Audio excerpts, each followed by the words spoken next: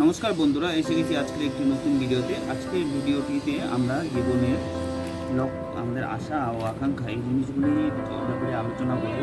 তো আপনারা আমাদের সঙ্গে থাকবেন। আর আমাদের চ্যানেলটা যারা প্রতিদিন নিয়মিত ভিডিও দেখছেন তাদের অসংখ্য ধন্যবাদ। আর যারা এই ভিডিওটি দেখবেন কিন্তু সাবস্ক্রাইব করেননি তাদের জন্য আমাদের রিকোয়েস্ট রইল আপনারা সাবস্ক্রাইব করবেন।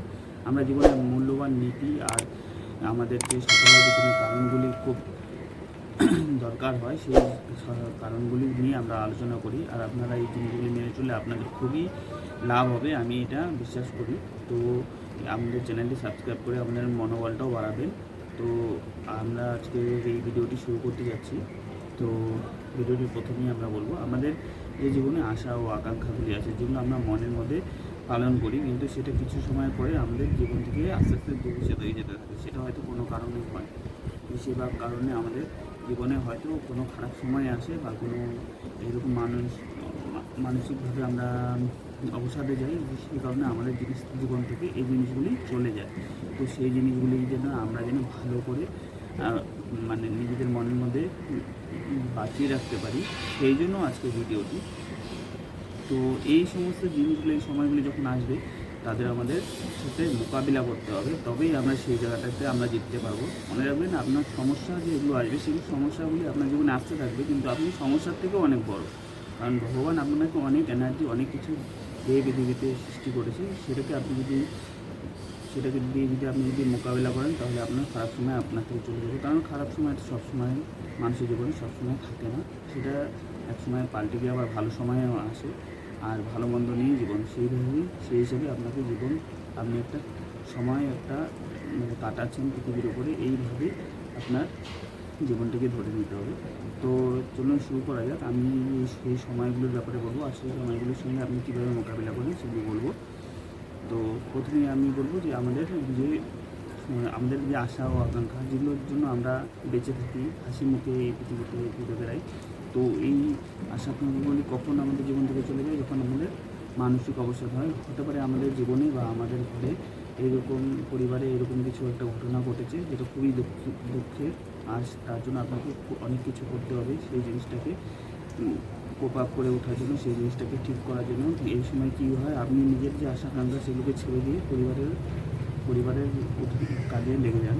তো আপনার সেই আশানুরূপ সেই সময় আপনার থেকে চলে যায়, অথবা মানসিক অবক্ষয় হয়। যেরকম আপনি ধরেন সেই জিনিসটার জন্য ক্যাপাবেল কিনা ভাবেন, বা আপনি দোষিত বোধ করেন, আপনি সেটা ফেস করেন না, মোকাবিলা করেন না, আর নিজেকে সেইখান থেকে দূরে সরান। সেই সময় আপনার এই সফলতাগুলি বা আপনার আশাগুলি, যেগুলো পিছনে আপনি দীর্ঘদিন খাটবেন, সেই জিনিসগুলি সরে যায়। তো আমি এই সময় কীভাবে করে এটা আপনি মোকাবিলা করবেন সেটা বলবো। যেরকম আপনি এই জিনিসগুলিকে, যখন এই কঠিন সময়গুলি আসবে, সেই সময়গুলি হয়তো আপনি সেগুলোকে ভালো করে প্র্যাকটিস করতে পারলেন না বা অনুশীলন করতে পারলেন না, কিন্তু নিজের মনের মধ্যে এটাকে ফেলে রাখবেন। আর প্রতিনিয়ত সেটা মনের মধ্যে একটা জায়গা দিয়ে রাখবেন যে এই সময়টি আমি এই জিনিসটি সম্বন্ধে ভাবনা চিন্তা করবো, আলোচনা করবো। আপনি একটা স্ট্র্যাটেজিক বানাতে পারেন মনের মধ্যে।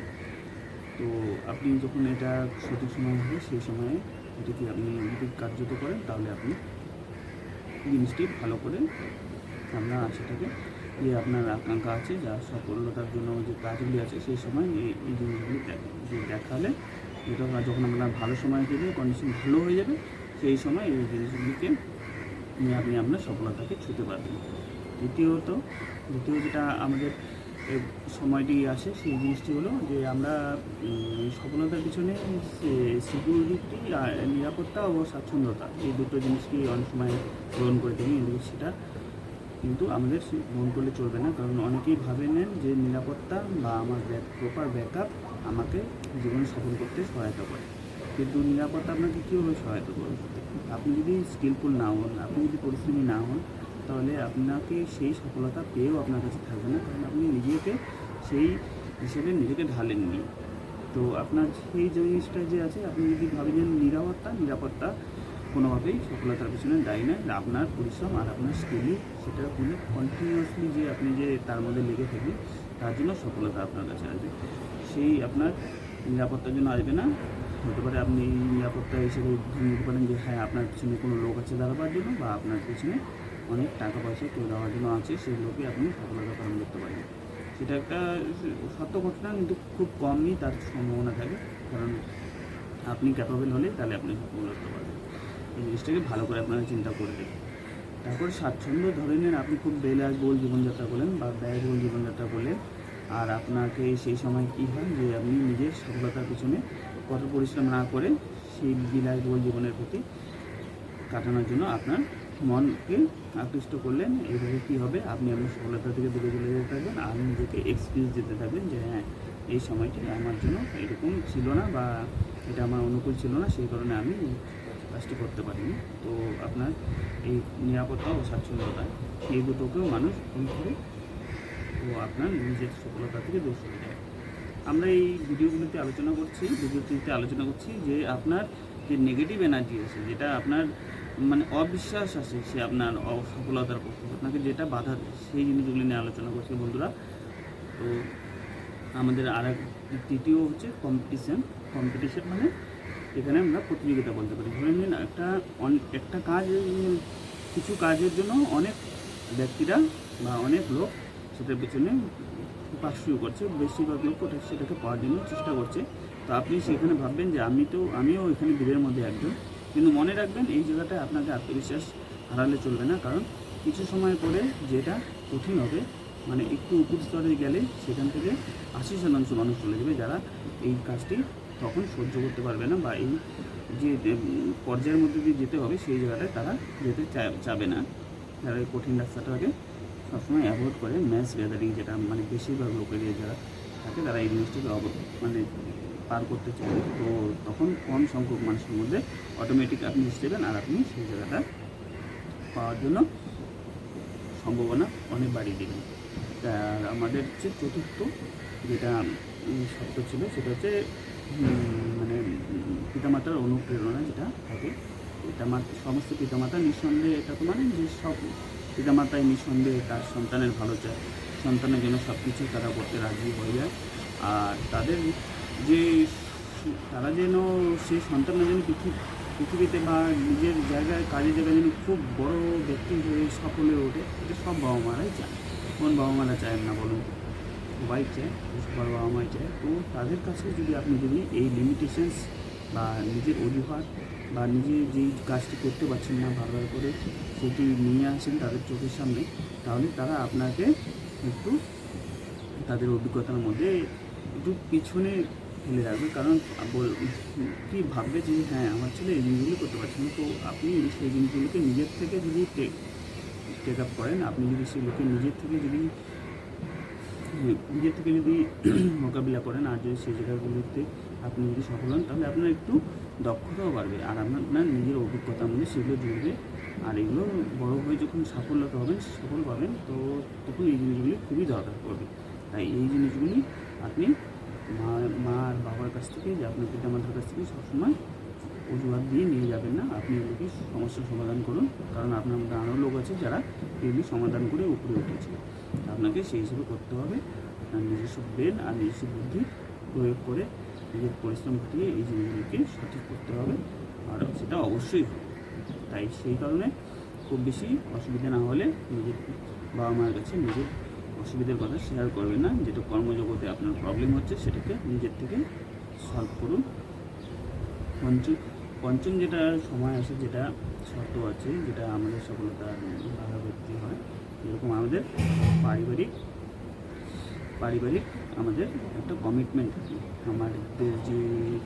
আমাদের যে পরিবার থাকে বা আমাদের যে শিশুরা থাকে, তাদের কাছে আপনি কিন্তু শ্রেষ্ঠ ব্যক্তি হওয়ার জন্য একটা কমিটমেন্ট বা একটা কিন্তু শপথ করে রেখেছেন যে হ্যাঁ, আমি এই জায়গাটি তোমাদের সফল ব্যক্তি হিসেবে বা সর্বশ্রেষ্ঠ ব্যক্তি হিসেবে দেখাবো।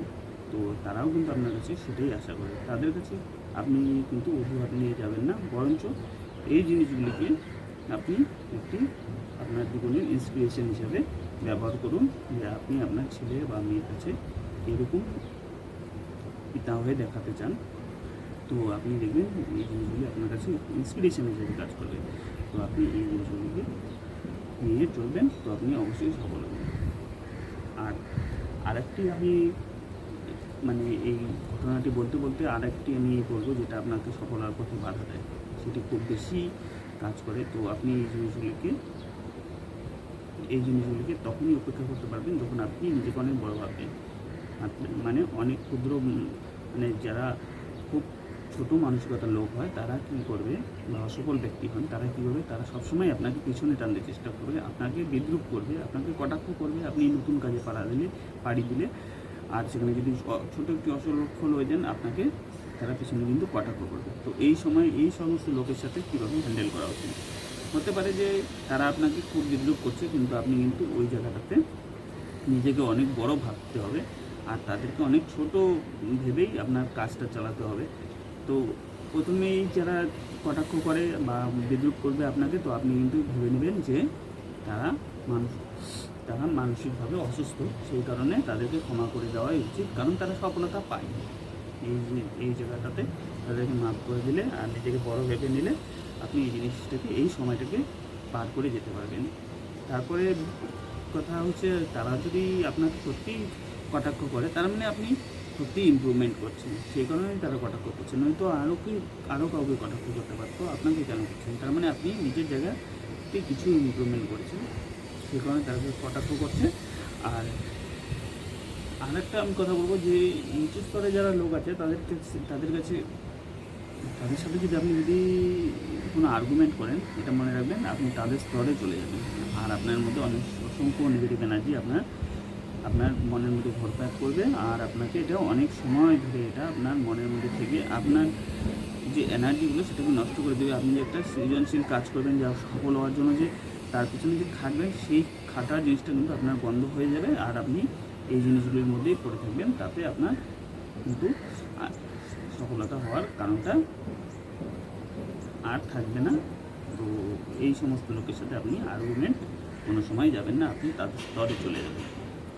তো বন্ধুরা, আজকে ভিডিওটি কেমন লাগলো আপনারা অবশ্যই কমেন্ট করে জানাবেন। আর আমাদের চ্যানেলটিতে যারা সাবস্ক্রাইব করেননি তাদের কাছে বললাম যে সাবস্ক্রাইব করবেন, আর আপনারা যারা আমাদের চ্যানেলটি সবসময় দেখেন ফলো করেন, তাদের যদি ভালো লাগে ভিডিওগুলি তাহলে নিজস্ব ফ্যামিলি মেম্বার্স আর বন্ধুবান্ধবের সাথে শেয়ার করতে বলবেন না। আমার চ্যানেলটি খুব ছোটো, তো আপনাদের যদি সমর্থন পাই তাহলে আমিও অনেক উৎসাহিত হব। চলুন আজকের ভিডিওটি এই পর্যন্ত, পরে ভিডিওটিতে আবার ধন্যবাদ।